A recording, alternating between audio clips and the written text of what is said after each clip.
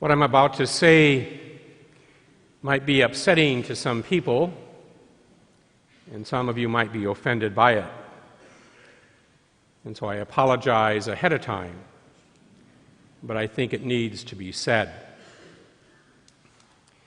Cats are not known for their humility. In fact, thousands of years ago, cats were worshipped as gods. And apparently, modern-day cats have not forgotten this.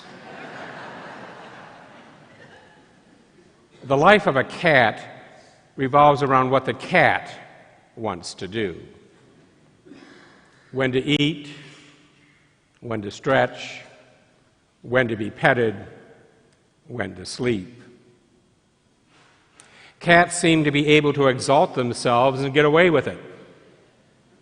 They're perhaps the only animals to which the words of Jesus in today's gospel do not apply. I'm sure you thought I was going to tell you something serious, right?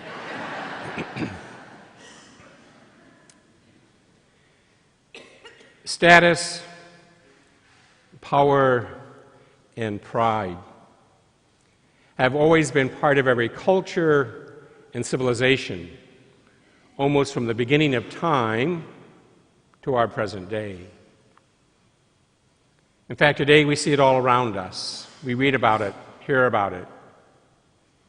People in the movie industry, musicians, business people, politicians, and sadly, even in church leadership.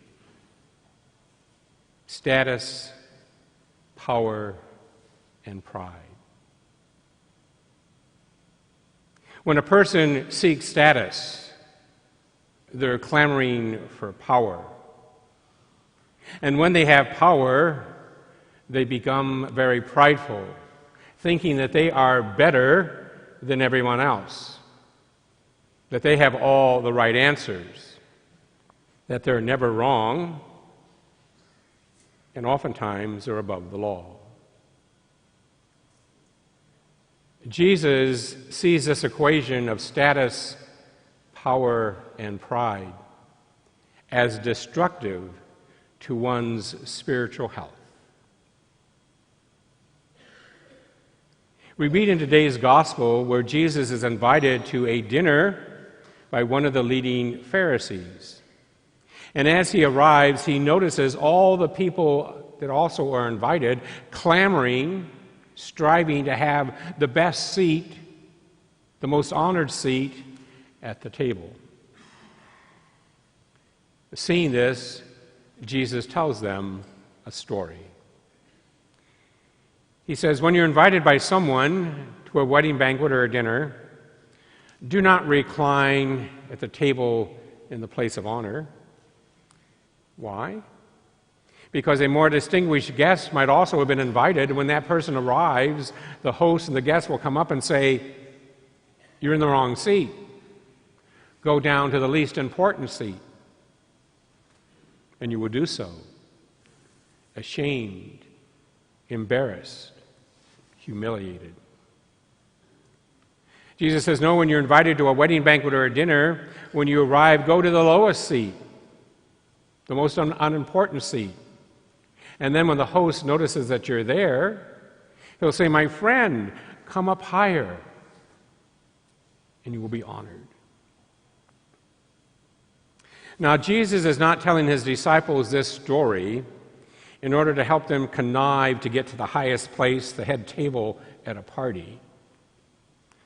No, Jesus is telling his disciples this to help them to realize that honor is not something to be seized, but rather honor is something that is awarded by the other. Jesus is challenging and calling his disciples not to live a life seeking status or power or pride.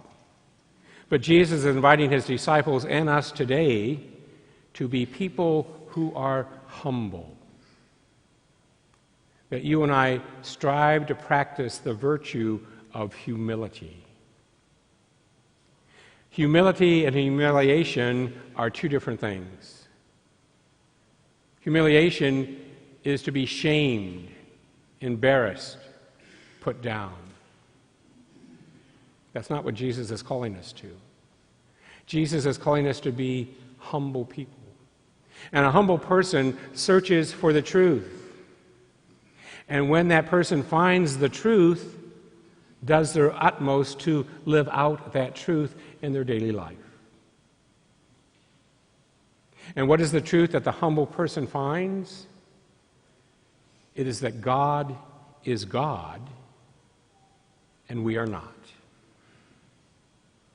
That God is creator and we are creature. That God has a plan for each and every one of us. And our purpose in life is to discover His plan for us and then live that plan out in our daily lives. Jesus calls us to be people of humility. People who realize that everything we are and have is gift from God to us. We don't deserve it. We can't earn it. It's simply given to us freely by our God. A humble person realizes that everything they do is accomplished through God's grace working through us as we serve the other, whoever the other might be. And the more you and I practice the virtue of humility, we find ourselves also living out another virtue, the virtue of hospitality. Very important in the life of a disciple of Jesus, which is the second story that he tells us in today's gospel. For he tells the host, when you hold a lunch or a dinner, do not invite your friends or brothers or sisters, your relatives or wealthy neighbors, in case they might invite you back, and thus you have repayment. Rather, he says, when you hold a banquet, invite the poor, the crippled, the lame, the blind. What is Jesus trying to tell us? When we invite our friends, our relatives, the people we like, to a dinner, a party, or out to golf, or whatever, oftentimes the reason we invite them is because we expect them to invite us back. Isn't that the case? I take you out to dinner, I'm expecting you to take me out to dinner another time. I give you a gift, I'm expecting a gift in return. Jesus would call that payback hospitality. Tit for tat. It's not real hospitality because there's this expectation that I'm going to get something back in return. No, Jesus says real hospitality is when you and I reach out to others, the poor, the crippled, the lame, the blind, knowing that they're not able to give back to us. Now, who are these poor, crippled, lame, and blind? How can we find them? Where do they live? Oftentimes they're not too far away from us. These four descriptions symbolize people that you and I tend to avoid, ignore, pretend that they're not here. You know who I'm talking about. That neighbor down the street that you always want to avoid as he or she is walking their dog, lest you have to say hello to them. Because once you know you say hello to them, they're going to start crabbing about everything. And so you sort of get your time saying, okay, they went by, now I can go out. Or that person that is part of our golf outing, and you never want to be paired up with them in a golf cart because all they do is brag about how good they are. And we just can't take it. Or it could be that relative, maybe a child or a grandchild or a niece or a nephew, an aunt or an uncle who has disappointed the family. And so we don't just talk about them, we ignore them, we pretend they're not around even though they might be there at a family gathering. See, those are the people in our lives that are the poor, the crippled, the lame, people we want to avoid, ignore, pretend not around. And Jesus says as his disciples, when we are humble, when we are hospitable, we'll reach out to them as best we can, not expecting them to return the favor. And see, that's the joy of hospitality. Giving to someone else, whoever that else might be, not expecting anything in return. Over the years, I've had lots of parishioners come up to me during the holidays, especially the Christmas holidays, just really stressed out. I mean, they say, Father, it is so hard. I just hate buying gifts for family members and friends. I'm like, really? They say, yeah, because it's always like a competition. It's like, okay, if it's the gift that I'm going to give them, is that going to be of the same value, the same price of the gift they're going to give back to me? And so they stress out over that. What happens if I give them a gift that is not as expensive as the one they gave back to me? I'm going to be embarrassed by that. And so they spend their whole holiday stressing out on what they're going to give to family and friends.